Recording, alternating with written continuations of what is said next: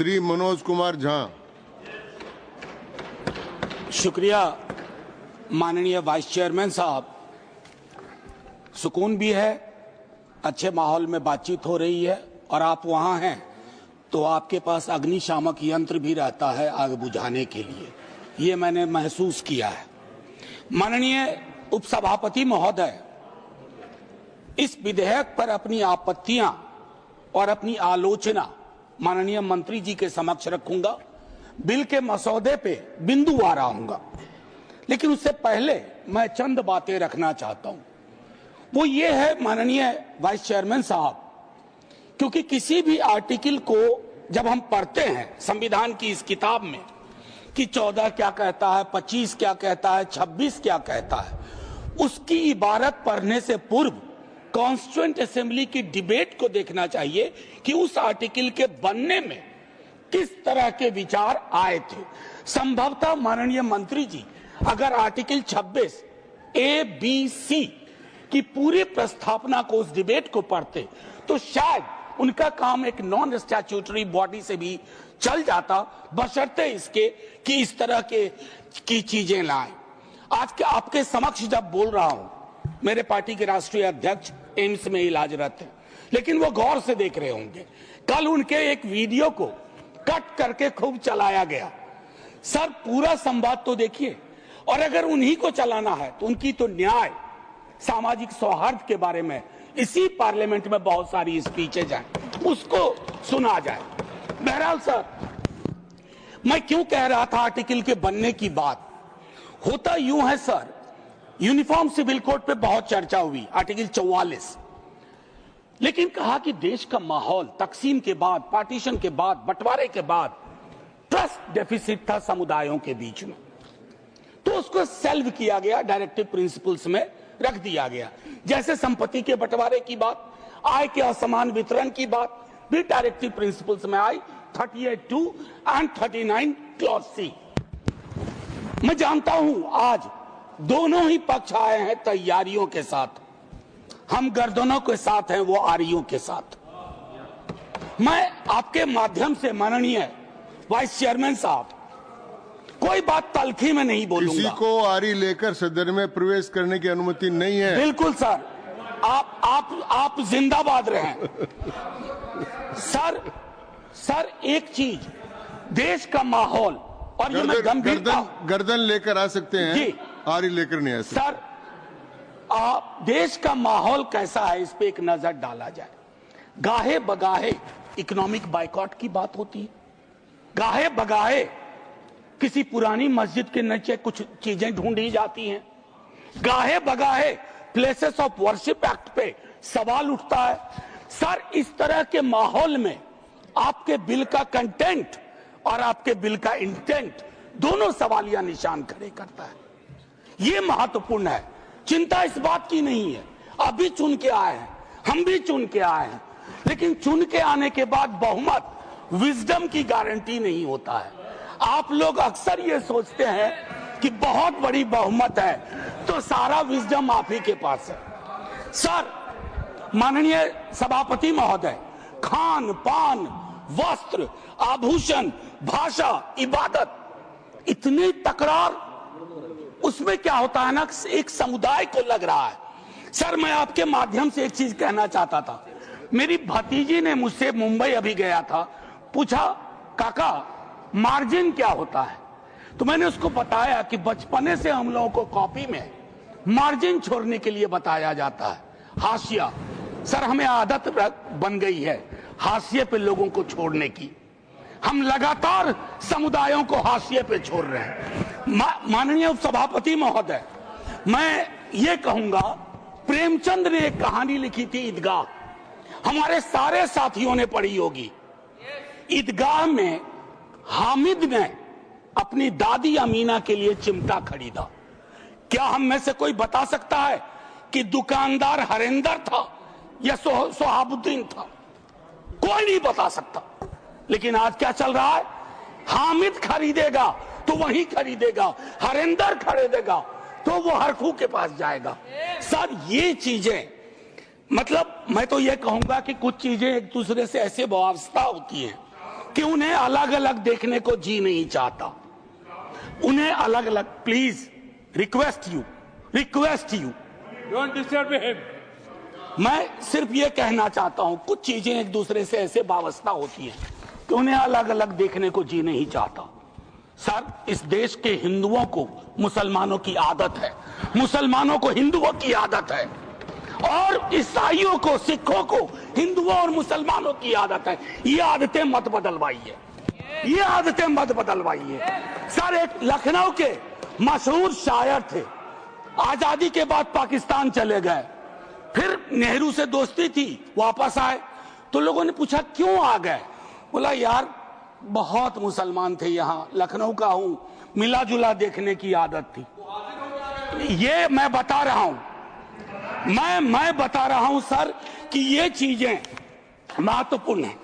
आज सुबह से कई बार लाइटर बहन में कहा गया सौगात और तोहफा। माननीय उपसभापति महोदय, लोकतंत्र में सौगात और तोहफा नहीं हुआ करता। हम राजतंत्र में नहीं हैं। लोकतंत्र में एक एक पाई स्टेट एक्सचेकर की है, और एक एक पाई पे एक एक नागरिक का हक है, और उस नागरिक का भी है जो हाशिए पे है, और उस नागरिक का भी है जिसने जानवरों को बंद करके एक प्राइवेट जू खोल लिया है। ये हमें समझना होगा। माननीय उपसभापति महोदय, कल मैं माननीय गृह मंत्री जी को सुन रहा था। माननीय गृह मंत्री जी बहुत अच्छी तरह से जो वक्फ है उसका ओरिजिन बता रहे थे। मैं तैयारी का सोर्स हम लोगों का शायद कुछ तो समान है हमारे में। तो वक्फ जो है अरबिक का शब्द है, वक्फा से निकला, मान लिया, और इसका मतलब है कि रिलीजियस, जो पवित्र कोई काम हो, दान हो, धार्मिक काम हो, उसमें इसका इस्तेमाल हो। और अलग अलग लोग इसका प्रोनाउंसिएशन अलग करते हैं, कोई वक्फ बोलता है, कोई वकफ बोलता है। ये अलग अलग धाराएं हैं इस देश की। काबा की मस्जिद जो 622 में बनी प्रॉफिट मोहम्मद के time, peace be upon him, वो पहली इस्लामिक वक्फ थी। उसके बाद एक चीज हम सबको याद रखना चाहिए, हम किसी भी धर्म के मानने वाले हों, राष्ट्र की अवधारणा से पूर्व नदियां नहीं बटी थी, संस्थाएं ऐसे नहीं बटे थे, बनते गए, उसमें सुधार भी हुआ। आप पहली बार सुधार नहीं कर रहे हैं, इसमें सुधार आगे भी होगा। मैंने कहा ना कि दिक्कत होती है कि जब आपका इंटेंट और आपका कंटेंट दोनों मैच करता है तो डर लगता है, क्योंकि उस समुदाय के बारे में सर मैं एक बात जरूर कहूंगा। इस बिल को, चूंकि बिल के कुछ बिंदुओं पे आऊं उससे पहले बाबा साहब भीमराव अंबेडकर को इन्वोक किया गया है, और मैं चाहूंगा बाबा साहब भीमराव अंबेडकर, उन्होंने एक लाइन कही थी, उसको बार बार पढ़िए, democracy is incompatible in inconsistent with isolation and excluding minority communities.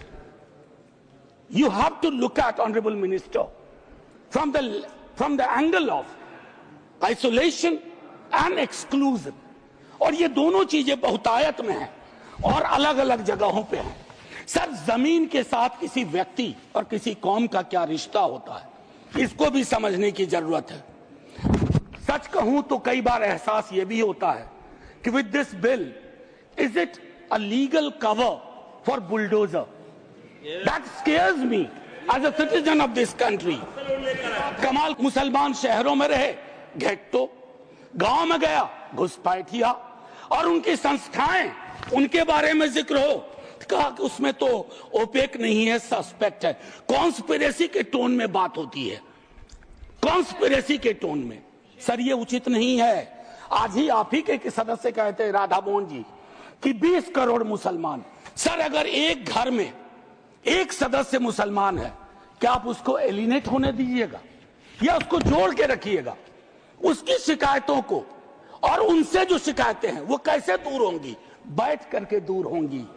किसी को डॉग विसिल पॉलिटिक्स का उपकरण बना करके अगर आप अलग करना चाहोगे तो वो उचित नहीं है।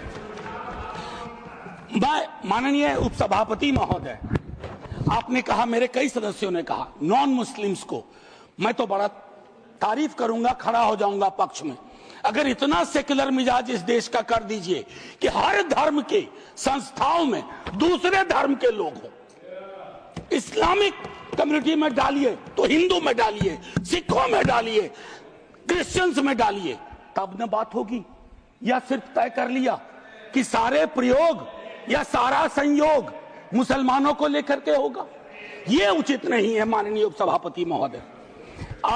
इसमें क्या है, मैं दूसरी चीज कहूंगा कि संपत्ति वक्फ की है अतिक्रमण के पंजीकरण के संदर्भ में।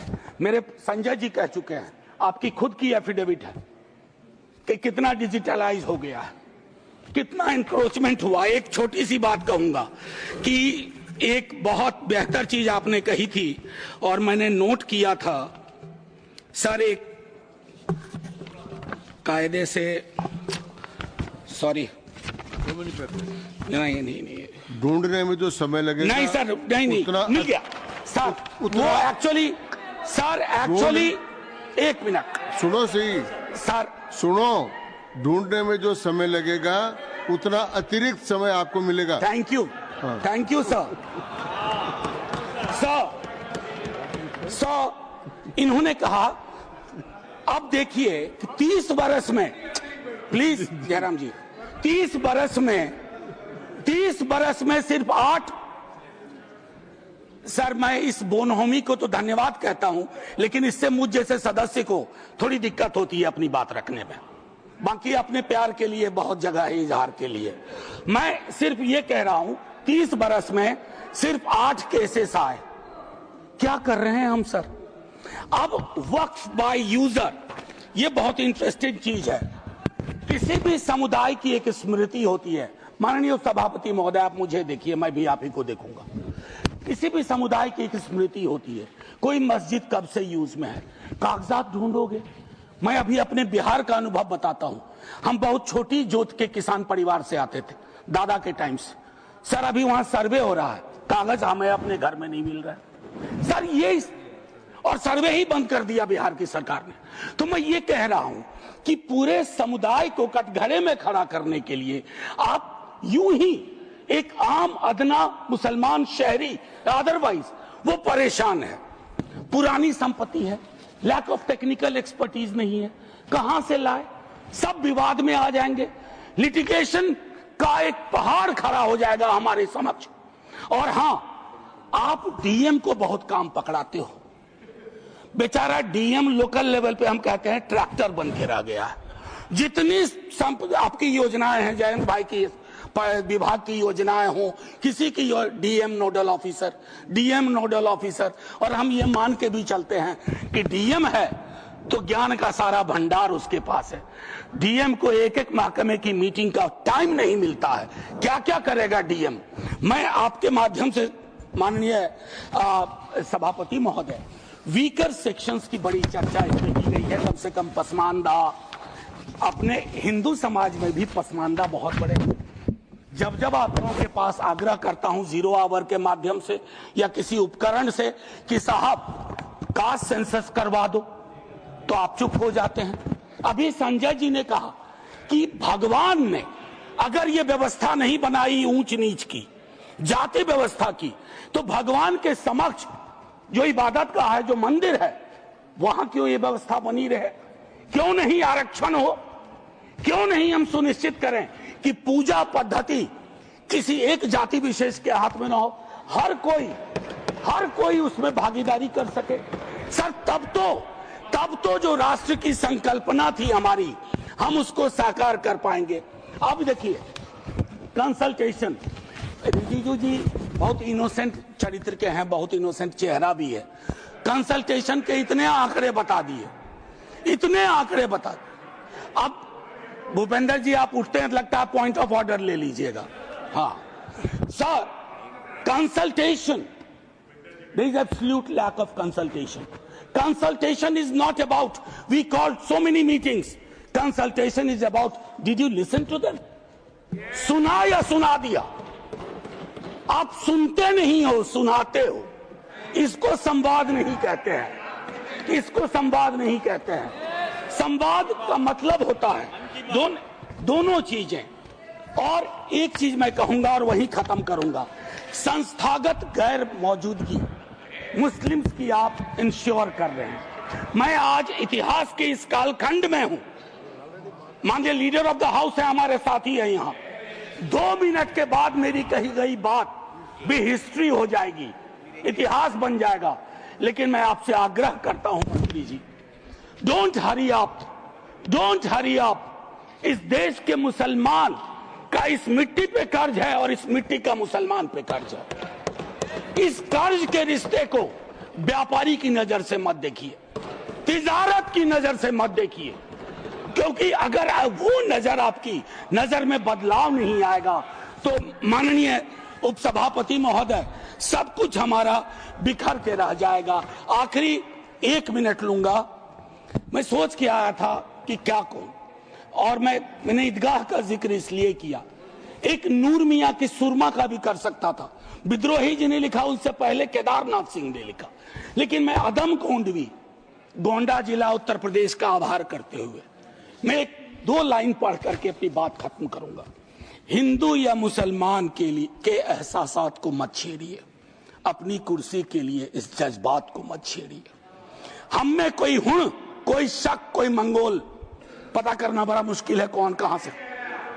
हम में से कोई हुण, कोई शक, कोई मंगोल, दफन है जो बात, अब उस बात को मत छेड़िए। गलतियां बाबर की थी, जुम्मन का घर फिर क्यों जले।